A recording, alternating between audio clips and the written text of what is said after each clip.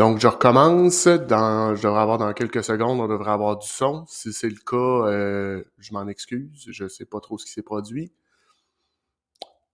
Vous me confirmez que j'ai du son. Je vais continuer à ce moment-là. Puis, en fait, je vais repartir rapidement. Une objection. Bon, là, on a du son. Merci, Marie-France. C'est quoi une objection? C'est tout ce qui va staller notre processus de vente. Donc, tout ce qui va faire que le client met les freins, qui nous challenge dans notre processus, qui fait que ça n'avance pas, ça va pas où est-ce qu'on veut. Il peut nous challenger, nous dire directement non, ça me plaît pas. Ça peut être au niveau du prix, ça peut être au niveau du besoin.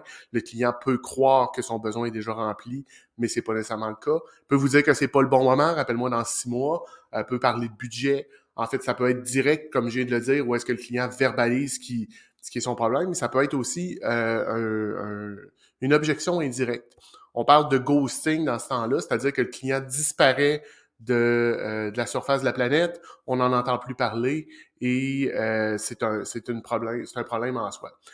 Je pourrais faire un épisode complet sur le ghosting. D'ailleurs, en préparant le show d'aujourd'hui, c'est quelque chose qui m'a tenté. Donc, dans les prochaines semaines, en fait, d'ici la fin de la saison hiver 2023, je vais faire un show là-dessus.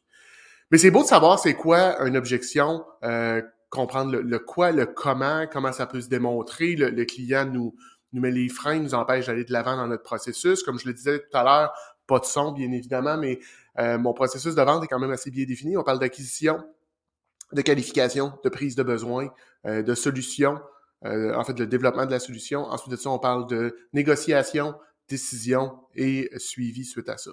Donc, c'est dans ce processus-là, quelque part, il y a quelque chose qui stalle, le client n'avance plus. Et là, c'est pourquoi est-ce que ça se produit. Mais le pourquoi, ça peut être le client, le prospect, a de la difficulté à voir la valeur. Qu'est-ce qu'il va aller chercher, le fameux « What's in it for me ». Il voit pas ce qu'il a, lui, à sortir de ça. Il ne voit pas ce qu'il peut en gagner. Donc, peut-être que notre proposition est pas claire. Peut-être que dans notre fameux pitch de vente, on n'a pas réussi à faire ressortir les points qui vont vraiment faire vibrer notre client, notre prospect. Ça peut être aussi, justement, au niveau de la prise de besoin. On a mal pris les besoins du client, donc on n'y a pas développé la solution qui était adéquate pour répondre à son besoin, à son problème. C'est souvent de ce côté-là que ça va se produire. On n'a pas réussi à vraiment saisir ce que le client cherchait. On n'a pas posé des questions assez. On est allé trop vite aux conclusions. Donc, on a fait le chemin. On n'est pas reparti de la base puis suivre notre méthode, mais on a dit, ben c'est toujours comme ça que ça se produit. On va direct avec une solution déjà prédéterminée. Puis ça, je vous dirais, c'est une chose qu'on fait tous et toutes, peu importe le domaine. On vient à un moment donné avec l'expérience, puis on dit, ben c'est toujours comme ça, donc je le fais comme ça. Vous le savez peut-être, moi je viens du domaine de la mécanique auto, j'ai vendu des pièces pendant des années, et souvent, quand on avait des problèmes, on disait, puis je vendais quelque chose d'assez simple, on parle de batterie, fait que c'est assez d'homme une batterie, là. Mais repars de la base, fais tes chutes de tension, pars de la batterie, puis remonte, c'est là que tu vas trouver ton problème. Parce que si tu me dis que peu importe le véhicule, c'est toujours cette pièce-là qui fait défaut, oui, mais la fois que c'est pas ça, ben tu le trouveras pas. Donc, de bien prendre le temps de définir la solution, de comprendre ce qu'il y en est, de saisir le pourquoi le client. Donc, c'est souvent de ce côté-là qu'il faut travailler. Ça peut être aussi une technique de négociation de la part de votre client. Il y a des clients pour qui ils ont besoin de vous challenger, ils ont besoin d'avoir une objection, ils ont besoin d'aller chercher plus que toutes les autres. J'avais un client, moi, qui était comme ça, qui avait besoin le deal pour son organisation était de X% par tranche d'achat. Ben lui, il avait besoin de quelque chose de plus. Toujours. Puis là, il m'obstinait, puis il négociait, puis il y avait des objections, puis il voulait pas embarquer tant que j'avais pas donné ça. Fait que ça peut être ça. Et il y a aussi des gens qui le font par peu plaisir. C'est une façon pour eux autres de s'amuser, c'est une façon de voir un peu ce qu'on a dans le ventre, c'est une façon de challenger, c'est une façon de faire bouger, justement, je l'ai dit, c'est une façon de s'amuser. Donc, ça peut être aussi de ce côté-là. Je vous dirais, quand on est là-dedans, on est plus au niveau du nom, du besoin. On n'est pas dans le côté ghosting. Ces gens-là n'iront pas là. Mais le ghosting peut être au niveau de la valeur, au niveau de la prise de besoin. Ça, c'est des choses qui vont apparaître. Quand on parle de dire non, quand on parle de challenger le prix, ben là, oui, ça peut être une technique de négociation. Donc, c'est bien beau d'avoir de savoir le quoi, c'est bien beau de savoir le comment ça se démontre, on a compris le pourquoi, mais ultimement, si j'ai juste ça a été bien le fun, mais je suis pas rendu plus loin, j'ai pas réussi à avancer, j'ai pas réussi à surmonter cet obstacle-là. Puis, c'est ce qu'on souhaite, surmonter cet obstacle-là et atteindre notre but qui est de faire notre vente. Donc, comment on surmonte ça? Euh, ben, c'est une question de prévention. Euh, de prévoir qu'est-ce qui va se passer, de prévoir des scénarios. Si le client me dit fais telle chose, qu'est-ce que je peux faire? Qu'est-ce qui se passe si le client dit telle chose? Quelles sont mes options? D'avoir déjà une idée de qu'est-ce qui peut s'en venir. D'avoir des points de négociation. Donc, qu'est-ce que tu es prêt à négocier? Et qu'est-ce que tu n'es pas prêt à négocier? Jusqu'où tu es prêt à aller et c'est où la ligne dans le sable que tu ne franchiras pas? Et je dis souvent aussi à mes clients que tout se négocie.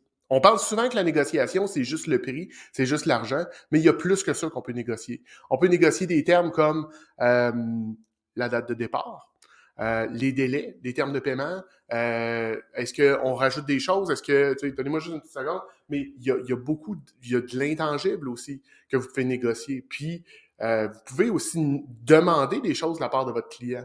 Donc, lui va vous demander un escompte de prix, parfait, ben, tu peux demander d'autres choses de ce côté-là. Donc, d'avoir une idée prédéfinie de qu'est-ce qu'on peut faire, quelles sont nos options de ce côté-là. Et je vous dirais, on prend le temps de bien démontrer sa valeur. Donc, celle de son produit, celle de son organisation aussi. Parce que c'est beau d'avoir un bon produit, c'est beau d'avoir un bon service, mais il faut démontrer aussi que l'organisation pour laquelle on travaille, l'organisation pour laquelle on vend, a une valeur et que le client achète ça aussi. Donc, prendre le temps de démontrer ces choses-là, ben là, on revient dans le fameux pitch. Comment est-ce qu'on fait ressortir ça? Et surtout, quand je dis on prévient, on apprend. OK? Vous ne frapperez pas des coups de circuit à toutes les fois. Vous n'aurez pas des ventes à toutes les fois. La vente, on le sait, on se fait dire non à répétition. C'est une série de non, de portes qui se ferment pour un oui. Dépendamment de ce que vous vendez, dépendamment de vos services, de vos produits. Vous pouvez en avoir beaucoup, vous pouvez en avoir pas beaucoup, mais c'est toujours, c'est quelque chose auquel on fait face. Et ces noms-là sont importants, ces noms-là ont une valeur, ces noms-là sont payants. Parce que dans un cas d'objection, la première fois que lequel vous allez faire face à un nom, ben, on ne sait pas trop quoi faire. Mais dans une notion d'agilité, on apprend et on s'améliore. Donc, on le prend, on le note et on l'améliore pour la fois d'après. Pour pas se refaire pogner les culottes à terre, pour pas se refaire pogner de la même façon dans l'avenir. Donc, de prendre le temps de réfléchir. Euh, Puis c'est quelque chose que vous devriez travailler en équipe. Même si vous êtes solopreneur, prenez 2-3 personnes autour de vous, puis créez-vous un pod, un groupe. Faites-vous challenger. Puis le client m'a dit ça. Qu'est-ce que j'aurais pu lui dire? Puis qu'est-ce que je vais faire la prochaine fois? Un, pour l'éviter. Mais deux, si ça se reproduit, qu'est-ce que je dis pour m'en sortir? Parce que l'importance autour de ça, c'est d'apprendre. D'apprendre en continu, de s'améliorer en continu pour que, éventuellement, ben, votre taux de succès, votre taux de conversion soit beaucoup plus élevé. Parce que si quand vous faites dire non, on baisse les bras et on s'en va. Excusez-moi. Si vous baissez les bras et vous en allez ensuite de ça, ben,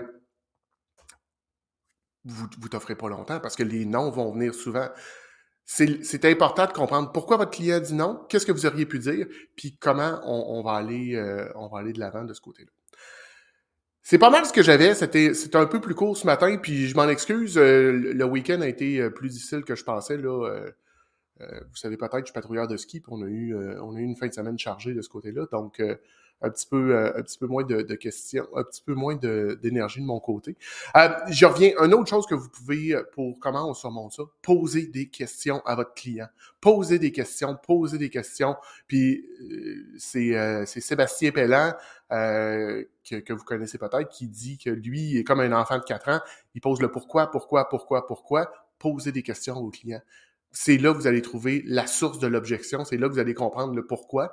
Et assurez-vous d'avoir bien saisi. Fait qu'on paraphrase, on repose la question, on demande « Hey, si j'ai bien compris, c'est ça que tu me dis, c'est ça ta question. et on bâtit comme ça. Donc ça va vous amener à répondre aux objections plus efficacement dans le futur. Parce que c'est pas la vente, je le dis souvent, c'est pas un sprint, c'est un marathon. On bâtit pour du long terme. L'important, c'est d'apprendre de nos erreurs, de continuer d'avancer. Donc, c'est ça, ultimement, que ça sert, les objections. J'espère que ça a répondu à vos questions. J'espère que vous avez pu voir un peu de valeur dans ce que j'ai présenté ce matin. Je vous remercie d'avoir été là, puis je m'excuse encore une fois du problème de son. Je sais pas ce qui s'est passé de mon côté, mais bon, c'est des choses qui arrivent dans les joies du direct. Euh, pour ceux qui, je vais vous laisser aller là-dessus. Merci de votre temps, merci de votre écoute pour ce matin. Je vais vous souhaiter des bonnes ventes, une bonne semaine, puis on se parle la semaine prochaine pour un autre meeting des ventes du lundi. Bonne semaine tout le monde. Bye.